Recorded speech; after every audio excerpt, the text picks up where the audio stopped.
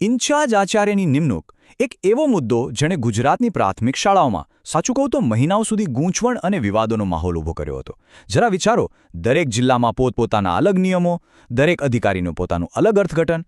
પણ હવે લાગે છે કે આ ગૂંચવાયેલા દોરાને ઉકેલવા માટે સરકારે એક નવો, એકદમ સ્પષ્ટ પરિપત્ર બહાર પાડ્યો છે. તો ચાલો આજે આપણે ઊંડાણમાં જઈને સમજીએ કે આ નવા નિયમો શું છે અને એનાથી શું શું બદલાવ આવી શકે છે.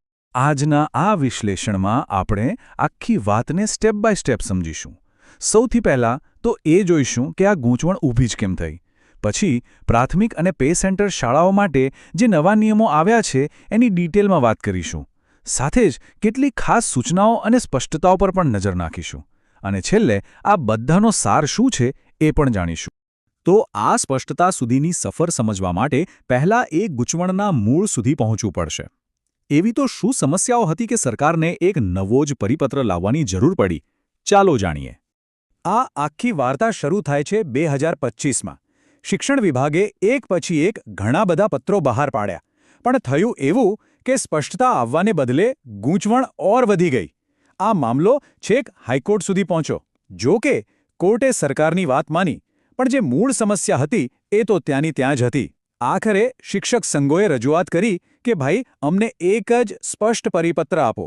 અને બસ એ જ માંગનું પરિણામ છે આ નવો એકીકૃત પરિપત્ર, જે જાન્યુઆરી 2026માં આવ્યો. તો સમસ્યાનું મૂળ અહીં હતું. એક નિયમ નહીં એટલે જેટલા જિલ્લા એટલા અલગ અલગ અર્થઘટન. આનાથી ખાલી અસંગતતા જ નહોતી થતી, પણ નવા કાનૂની વિવાદોનું જોખમ પણ સતત વધી રહ્યું હતું. આ નવા પરિપત્રનો મુખ્ય હેતુ જ આ સમસ્યાને જડમૂળથી ઉખાડી નાખવાનો છે. તો હવે આવીએ સીધા મુદ્દા પર, એ ઉકેલ પર જેની બધા રાહ જોઈ રહ્યા હતા. પ્રાથમિક શાળાઓમાં ઇન્ચાર્જ આચાર્યની નિમણૂક માટે હવે નવી અને સ્પષ્ટ પ્રક્રિયા શું રહેશે? ચાલો સમજીએ. પ્રક્રિયા હવે એકદમ સીધી અને સરળ બનાવી દેવામાં આવી છે. પહેલો વિકલ્પ, 10 કિલોમીટરની અંદર બીજી કોઈ શાળામાં જો કોઈ યોગ્ય એચટેટ મુખ્ય શિક્ષક હોય તો ચાર્જ સીધો એમને સોંપવામાં આવશે. બીજો વિકલ્પ, જો એ શક્ય ન હોય તો પછી એ જ શાળાના જે સૌથી સિનિયર શિક્ષક હોય એમને આ જવાબદારી મળશે. અને ત્રીજો વિકલ્પ, માની લો કે સિનિયર શિક્ષક પણ કોઈ યોગ્ય કારણ આપીને ના પાડે તો એમના પછીના જે સિનિયર શિક્ષક હોય એમને ચાર્જ સોંપવામાં આવશે. ટૂંકમાં હવે કોઈ અસમંજસને સ્થાન જ નથી. અને હા, સરકાર આ નવા નિયમોને લઈને ખૂબ જ ગંભીર છે. પરિપત્રમાં સાફ લખ્યું છે કે જો કોઈ શિક્ષક કે આચાર્ય વ્યાજબી કારણ વગર ચાર્જ લેવાની ના પાડશે તો પહેલાં એમને કારણદર્શક નોટિસ અપાશે અને પછી નિયમ મુજબ શિસ્તભંગના પગલાં પણ લેવાશે. એટલે કે હવે જવાબદારીમાંથી છટકવું સહેલું નથી. હવે વાત કરીએ પે સેન્ટર શાળાઓની. શું એમના માટે કોઈ અલગ નિયમ છે કે પછી એ જ વ્યવસ્થા છે? ચાલો જોઈએ. અને અહીં સૌથી સારી વાત એ છે કે કોઈ નવી ગૂંચવણ નથી. પે સેન્ટર શાળાઓ માટે પણ બિલકુલ એ જ નિયમો લાગુ પડશે જે સામાન્ય પ્રાથમિક શાળાઓ માટે છે. આ પરિપત્રનો મુખ્ય હેતુ જ એકસૂત્રતા લાવવાનો છે. એટલે કે એક જ પ્રક્રિયા, એક જ નિયમ બધી શાળાઓ માટે. હવે કોઈ પણ નવો નિયમ આવે ને એટલે એમાં કેટલીક નાની પણ બહુ જ મહત્વની વાતો હોય છે જેના પર ખાસ ધ્યાન આપવું જરૂરી છે. તો ચાલો આ પરિપત્રની એવી જ કેટલીક મહત્વની સ્પષ્ટતાઓ સમજીએ. આ સ્પષ્ટતાઓ ખૂબ જ મહત્વની છે.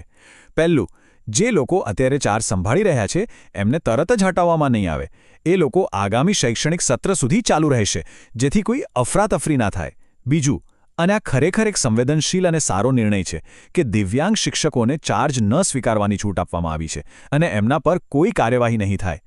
અને છેલ્લે, કોઈએ ચાર્જ નકારવા માટે જે કારણ આપ્યું છે એ વ્યાજબી છે કે નહીં એનો અંતિમ નિર્ણય જિલ્લા પ્રાથમિક શિક્ષણ અધિકારી એટલે કે ડીપીઈઓ લે.